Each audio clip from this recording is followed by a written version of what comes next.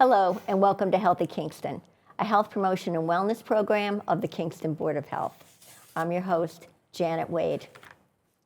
November is the month that we honor veterans, those of our population who preserve our safety during peace and during war. With that, I'd like to introduce you to the new Veteran Service Officer here in Kingston. Her name is Lisa Eriksson. Welcome, Lisa. Thank you very much for having me. You're welcome. I understand you've been here for a couple of months now, started in August. Can you tell us a little bit about your background? Sure. I grew up in Pembroke and then Carver, and I joined the Navy, and I ended up coming home and becoming the Assistant Veteran Service Officer in Carver. And very recently, I was privy to being able to apply to Kingston, and I'm honored to be here. Wonderful. Tell us a little bit about the services that your department provides. So it's kind of a broad spectrum of services. We basically do case management for any aspect for any qualified veteran, and the eligible veterans kind of vary from case to case, but we do whatever we can. We can provide state benefits to include, it's called Chapter 115, which is a needs-based program, and that's a state benefit where if you're eligible, it's you and your family member, your spouse or dependent, and they can get, it's like a stipend program, just to make sure that veterans are okay in times of need, and especially elderly. And then we're kind of a liaison for any services that a veteran would need, whether it be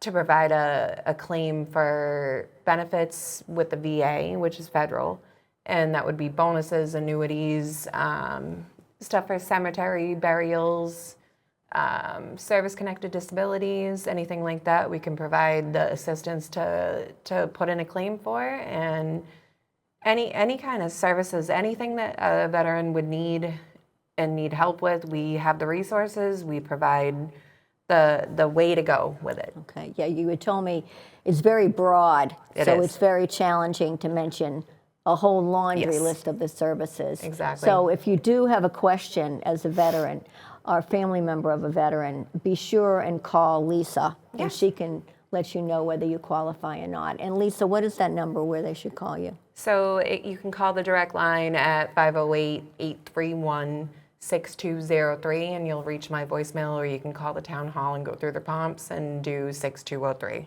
Okay. So. And your area, your catchment area, what do you address?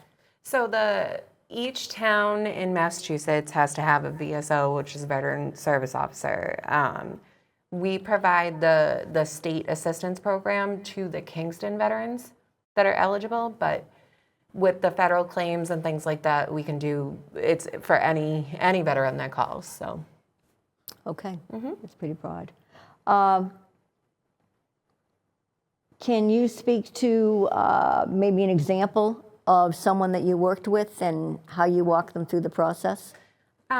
So I get a lot of calls for, it would be like a widow that her husband just passed. I've been through a lot of this before myself with being a veteran. My whole family was veterans, Navy. For every male that's ever been in my family, I was the first female. So, like, for instance, when a veteran or when a widow walks in and they don't know where to go, we can provide them the way for assistance to be able to live. They get widow's benefits, they get a pension if they're qualified. There's different avenues. So it's kind of a broad spectrum of services that are available, and there's a lot, whether it be state assistance or with the VA. So it kind of, I would say, whether it's a homeless veteran or all the way to 100% service connected, we do tax abatements, things like that. We have to go underneath whatever the Mass General Law has passed at the time, so it's legislative also. But yeah, got nothing. It's very broad. Yeah, it is. Includes a It lot. is. And I know you've worked with homeless vets too. Correct, yeah. Yeah, and helping to place them and get them the resources they need to get back on their feet. That's right. So thank you for your service to the town. I mean, it's tremendous. How many veterans are in the area? Do you have any idea? I do. So there is a 2023 census and then a 2024 census that went out. And we have to provide, and the reason that I know this is because part of our job is to provide a recognition for Veterans Day and a recognition for Memorial Day. And for Veterans Day, I have to retrieve that census and send out invitations to provide some type of ceremony of some sort. And there is 717 veterans in Kingston. It's a good number. Right, it is, and it's a Wow. lot, but that's just on the census. That's just the people that receive it in the mail and check off that box. And I know for a fact there's at least 200 more that I've met in the office that are not on that list. So it's a lot. It is a lot. It is, and the dynamics changing with the draft and all that. Unfortunately with the older veterans, or so but it's still, there's a lot of younger veterans that are moving in town or renting, and it's people don't realize how many are there and they need help getting out of the military and the transferal of how to live, and it's a lot. So I'm happy to be here. And it's wonderful that you've been in that position, Yes, I have. that you've been in the service yourself and your family as well, so you know what people are facing. That's right. That's a big challenge. Well, that's how I became passionate about the job, is I've used a lot of the services, and I had to find my way around things, and that's why I got good at it, and I truly believe in everything that it's about. So That's wonderful. Yeah. Well, thank you. Thank you. And thank you to all our veterans, and particularly this special month and celebrating Veterans Day and the new monument in town. So again, thank you very much for your service, and you as well, Thank you. Lisa. We really appreciate it. I appreciate that too. I'd like to introduce a long-term resident of Kingston. I'm sure many of you are familiar with him, Dennis Randall, who is a veteran of the Vietnam War. He served in the Air Force, and he has also been in the Army Reserve. And he is also a member of the Kingston Board of Health. So, Dennis, very nice to have you here. And I thought it only right that we have a veteran speak on this program, particularly to your experience with the Veterans Affairs Office here in town, maybe the opportunities you've had to work with them over the years since you returned to Kingston after your service. So if you could speak to that. I know you mentioned them helping you with housing and also with health benefits. Yeah, I happen to be a 100% disabled Vietnam veteran, Agent Orange. It's the gift that keeps on giving. Non-combat related. I was not at the pointy end of the spear. I was one of the guys that did support, and I ended up in Vietnam, headquarters 7th Air Force, Outcountry Air Operations, coordinating some of the bombing and interdiction of the Ho Chi Minh Trail, which was an impossible task. Right. When you came back, how were you feeling, and what were the services you were seeking? When I returned, when I got out of the service, I ended up joining the Army Reserve, D Troop, 5th Armored Cav. I was a squad leader, and because I had been prior service, they gave me a kick in rank. And did that for about a year. Then I got out. I began to develop the onset of type 2 diabetes. I knew that you could, as a veteran and as somebody who had been deployed to Vietnam, I could apply for and receive a disability benefit from the VA. Mm-hmm.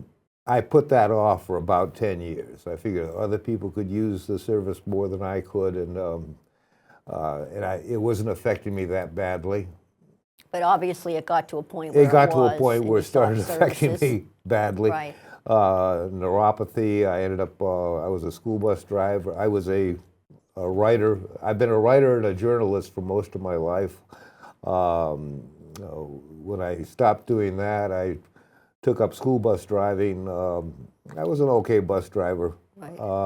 but I found it harder and harder to feel the controls Right. when you're shifting and stuff like that because of neuropathy in my hands. Right, and you mentioned you attributed this to Agent Orange. Yes, Right. it was type 2 diabetes, which is if you were in Vietnam and subsequently developed type 2 diabetes, it's an automatic association.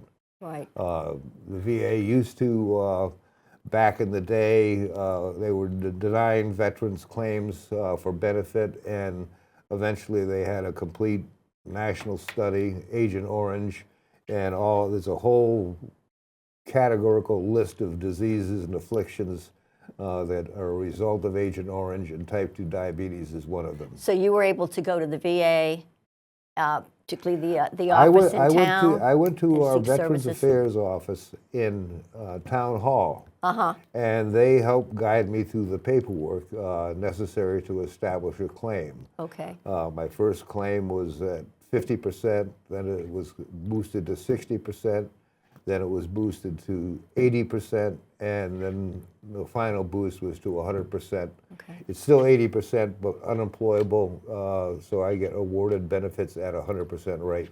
Great. Well, I'm sure that was very beneficial Oh, in having their it was a help lifesaver. to get you through the process. Yeah, and by the way, I'd like to say this to anybody out there who is a veteran who is experiencing any kind of health issues that could potentially be service-related, especially if you were in Vietnam. By all means, visit the Veterans Affairs office at Town Hall. Explain your situation. They'll help and guide you with the paperwork necessary to establish a claim with the VA. There's no guarantee the claim will be met. I remember I filed my claim, and a year later, I walked my mailbox, and there was a check for more than I want to acknowledge right now, because if your claim is accepted, your benefits will be paid from the date that you filed, not the date they finally made the decision. So it's worth it for you and your family and your loved ones and your children to get whatever benefits you are entitled to. And I know you had mentioned not only health services did you get through the Veterans Affairs office, but they helped you with purchasing a house. I got my house through the GI Bill, no down payment. I wouldn't be living in Kingston if I didn't have that benefit. Okay, wonderful. Well, thank you. It's very helpful to hear from you and your firsthand experience of how you worked with the Veterans Affairs office. So it would be important that veterans be aware of the service that's right in the town that you can take advantage of. Your service has certainly been very, very much appreciated, and it's important that you take advantage of the programs that are available that you and your family can profit from, health-wise and social service-wise. So thank you, Dennis. Thank you, Lisa, very much for being with us, and happy Veterans Day. Let me take this opportunity in thanking our residents of Kingston who have been veterans, who have served in the armed services, and have helped protect our country during peacetime and in war. Wishing you all a very happy Veterans Day, which is Monday, November 11th. We appreciate your service. And with that, be happy and healthy, and we'll see you next month.